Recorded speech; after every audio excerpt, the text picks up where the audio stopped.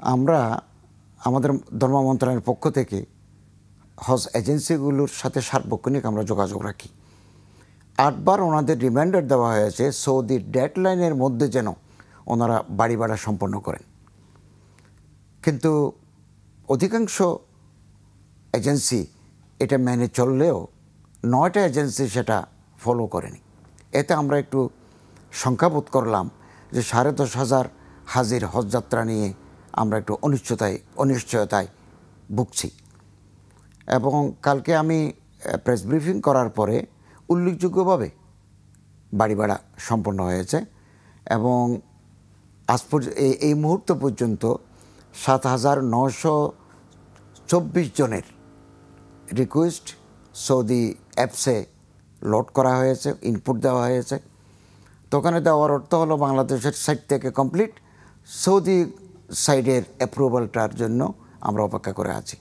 আমরা ধরে নিতে পারি এটাও হয়ে যাবে, কিন্তু এই পর্যন্ত রিকোয়েস্টেই পাঠায় নাই 1079 জন হাজির জন্য সংশ্লিষ্ট এজেন্সি, 7টা এজেন্সি যারা রিকোয়েস্টই পাঠায়নি এখনো রিকোয়েস্ট পাঠায়নি, এই বিকেলবেলা পর্যন্ত পাঠায়নি। তাদের বিরুদ্ধে আপনাদের ব্যবস্থা কি হবে? আমি বলি, হজ এজেন্সি অফ বাংলাদেশ হাবের প্রেসিডেন্ট সেক্রেটারির সাথে আজকে আমার কথা হয়েছে। একটা হজ প্রশিক্ষণ কোর্সে আমি অংশগ্রহণ করেছি, ওনারাও ছিলেন। ওনারা আমাকে আশ্বস্ত করেছেন যে 1-2 দিনের ভিতরে বাকিগুলো সম্পন্ন হয়ে যাবে। তবে আমরা স্পষ্টভাবে বলেছি, কোনো একজন হাজিও যদি এজেন্সির অব্যবস্থাপনা, সৌদির ডেডলাইন না মানা, ধর্ম মন্ত্রণালয়ের বারবার তাগাদা দেওয়া সত্ত্বেও এগিয়ে না আসার কারণে একজন হাজিও যদি হজ করতে ব্যর্থ হন, তাহলে সংশ্লিষ্ট এজেন্সির বিরুদ্ধে আমরা আইনানুগ বিধি মোতাবেক ব্যবস্থা নেব।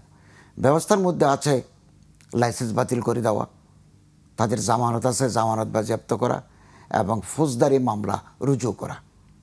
এগুলো আমরা ধারাবাহিকভাবে নেব। ইতিমধ্যে চিফ অ্যাডভাইজার মহোদয়ের পরামর্শক্রমে আমরা এজেন্সিদের গ্রেডিং করেছি, A, B, C, D।